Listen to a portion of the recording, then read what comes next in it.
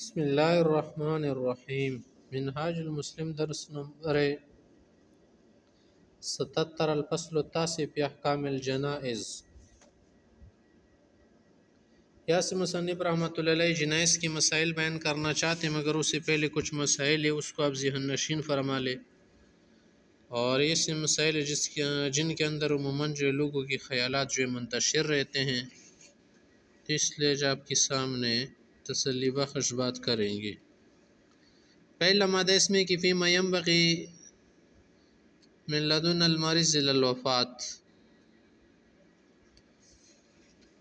کہ مرض سے لے کر وفات تک جو باتیں ہیں نا، مختصراً ہم آپ کے سامنے ذکر کریں گے جو ہم کو اکثر پیش آتے رہتے ہیں۔ وجوب الصبر، ینبغی للمسلم اذا نزل به ضر ان يصبر فلا يتسخط ولا يظهر الجزع اذ امر الله ورسوله اذ امر الله ورسوله بصبر في غیر ما آیت و حدیث، ایک سے زیادہ اور اس سے زیادہ حدیث و آیات میں صبر کا حکم ہے، چاہے جو بھی پیش ہو جائے، موت بھی کیا ہے غم۔ غیرن لباس یقول المريض سویل عن عاله انی مریض او بی علم والحمد للہ علی کل حال۔ جب مریض یہ بولے کہ میں بیمار ہوں، میرے کو درد ہو رہا ہے اس جگہ، مجھے تکلیف ہے، تو اس طرح کہنا صبر کے خلاف نہیں ہے۔ صبر کے خلاف کیا ہے؟ کہ اللہ کی شکایات شروع کرے، وہ صبر کے خلاف۔ تو ایک بات تو یہ ہو گئی۔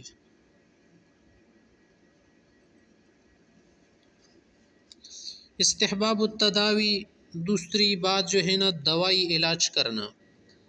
مریض کے لیے مسلمان ہو یہ ضروری ہے کہ وہ کیا کرے، اپنا خیال رکھے، دھیان رکھے، پھر بھی جب بیمار ہو جائے تو اس کے لیے مستحب طریقہ تداوی بالادویۃ المباحہ، جو جائز علاج وہ کر سکتے۔ پیغمبر صلی اللہ علیہ وسلم نے فرمایا ہے کہ جو بھی بیماری اللہ نے اتاری ہے اس کے لیے علاج بھی اللہ نے بھیجا ہے، اتارا ہے، مگر صرف یہ ہے نا کہ حرام چیزوں سے علاج کرنا جائز نہیں ہے، جس کے اندر حرمت ہو، یا اس دوائی کے اندر الکحل شامل ہو، یا کسی مردار جانور کی چربی وغیرہ شامل ہو، اور وہ ختم نہ ہو بلکہ اس کے اندر جنسیت موجود ہو۔ اگر بالکل وہ ختم ہو جائے، ہم جنس ہو جائے ایک چیز دوسرے کے ساتھ، تو پھر وہ الگ بات ہے۔